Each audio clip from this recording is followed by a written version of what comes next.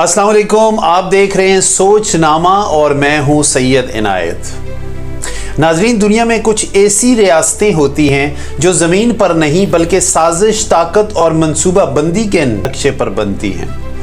Israel भी एक ऐसी ही प्लान्ड स्टेट है। इसकी कहानी सिर्फ फ़लस्तीनियों के ज़मीन पर कब्ज़े की नहीं बल्कि पूरी मुस्लिम दुनिया के लिए एक स्ट्रेटेजिक वार्निंग है। आज हम जानेंगे कि यहूदियों का फ़लस्तीन में आना कैसे हुआ, अरब की मज़ामत कैसे नाकाम हुई और अब ईरान से जो जंगी माहौल पैदा हो चुका है उसके पीछे असल कुव्वतें कौन हैं। 19वीं सदी के आखिर में यूरोप में यहूदियों के ख़िलाफ़ नफ़रत बढ़ी तो ज़ियोनिज़्म नामी तहरीक शुरू हुई जिसका मकसद एक आज़ाद यहूदी रियासत बनाना था। 1897 में थियोडोर हेर्ज़ल की क़यादत में पहली ज़ायोनिस्ट कांग्रेस हुई जहां फ़लस्तीन को मुमकिना होम ऑफ ज्यूज़ करार दिया गया। 1917 में बरतानिया ने बाल्फोर डिक्लेरेशन जारी किया जिसमें फ़लस्तीन में यहूदी वतन की हिमायत की गई।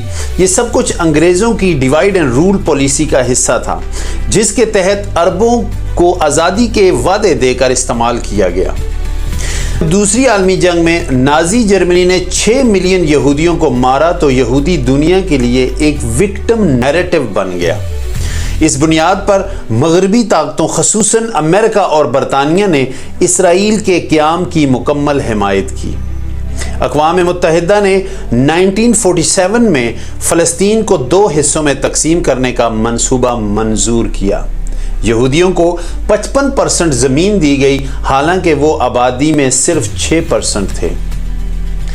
14 मई 1948 को इसराइल ने खुद को आज़ाद रियासत करार दिया।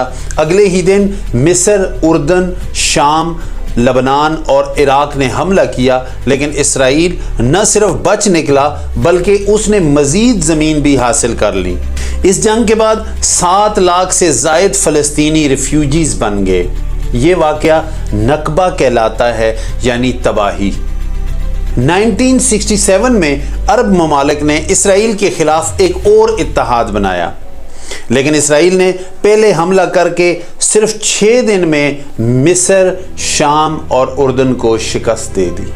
6 डे वॉर थी जिसमें मशरकी जेरूशलम, गज़ा, मगरबी किनारे यानी वेस्ट बैंक, गोलान की पहाड़ियाँ और जजीरा सीना पर इसराइल ने कब्जा कर लिया।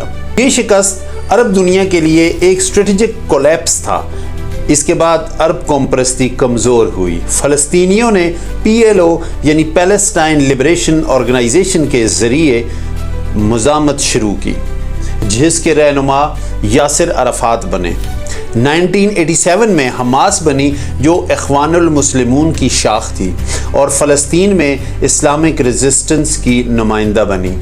इसराइल ने फ़लस्तीनी ज़मीनों पर गैर कानूनी सेटलमेंट्स बनाना शुरू कर दी। ये सब आलमी कवानीन की खिलाफ वर्जी थी, लेकिन मगरबी दुनिया खामोश तमाशाई बनी रही। 1979 में मिस्र ने इसराइल को तस्लीम किया और कैंप डेविड नामी मुआहिदा किया जिसे बहुत से अरबों ने गद्दारी कहा। 1994 में उर्दन ने भी ताल्लुकात कायम किए। फिर 2020 में इब्राहिम एकॉर्ड्स के ज़रिए UAE, बहरीन, सूडान और मराकश ने इसराइल को तस्लीम किया। ये सब जियो इकोनॉमिक इंटरेस्ट की बुनियाद पर हुआ, फ़लस्तीनी काज को नज़रअंदाज करके। 1979 में ईरान में इस्लामी इनकलाब आया तो इसराइल को अपना दुश्मन करार दिया गया। ईरान ने लबनान में हिज़्बुल्लाह और गज़ा में हमास की हेल्प शुरू की ताकि इसराइल को बाउंड्रीज वॉर में उलझाया जा सके। इसराइल ने शाम, लेबनान और ईरान में मुख्तलिफ एयर स्ट्राइक करके ईरानी असासों को तबाह किया। ये सारी जंग एक प्रॉक्सी वार बन चुकी थी और इसराइल बराह रास्त फाइट नहीं करते थे बल्कि अपने ग्रुप्स के ज़रिए फाइट करते थे। 2023 के आखिर में हमास ने इसराइल पर बड़ा हमला किया जिसमें तकरीबन 1200 इसराइली मारे गए। इसराइल ने गज़ा पर शदीद हमला किया और हज़ारों फ़लस्तीनी शहीद हुए। लेबनान की शुमाली सरहद पर हिज़्बुल्लाह की दरअंदाजी बढ़ी और इसराइल ने शाम में भी हमले तेज़ कर दिए। 2024 میں ایران نے پہلی بار براہ راست میزائل اور ڈرون حملہ کیا۔ یہ ایک ٹرننگ پوائنٹ تھا۔ اب اسرائیل اور ایران براہ راست جنگ کے دہانے پر کھڑے تھے۔ یہ ایرانی تاریخ کا اسرائیل پر پہلا براہ راست حملہ تھا۔ اسرائیل نے آئرن ڈوم اور دیگر دفاعی نظاموں سے ان حملوں کو بڑی حد تک ناکام بنایا، لیکن یہ واضح ہو گیا کہ اب معاملہ پراکسی وار سے نکل کر ڈائریکٹ کنفرنٹیشن میں تبدیل ہو چکا ہے۔ امریکہ اور مغربی طاقتیں اسرائیل کے ساتھ کھڑی ہوئی۔ حالیہ ہفتوں میں اسرائیل نے ایران کے اندر حساس تنصیبات پر ٹارگٹڈ سٹرائکس کیے، جس سے صورتحال مزید سنگین ہو چکی ہے اور خطے میں ایک مکمل جنگ کے خطرات منڈلا رہے ہیں۔ ایران نے اس حملے کا بھرپور جواب دیا اور اسرائیل کے مختلف شہروں میں ڈرونز اور میزائل حملے کیے۔ اس وقت اس جنگ میں ایران کا اپر ہینڈ ہے۔ اگر یہ جنگ ان دو ممالک کے بیچ میں رہی اور دوسرے ممالک اس میں نہ کودے تو ایران کی فتح یقینی ہے۔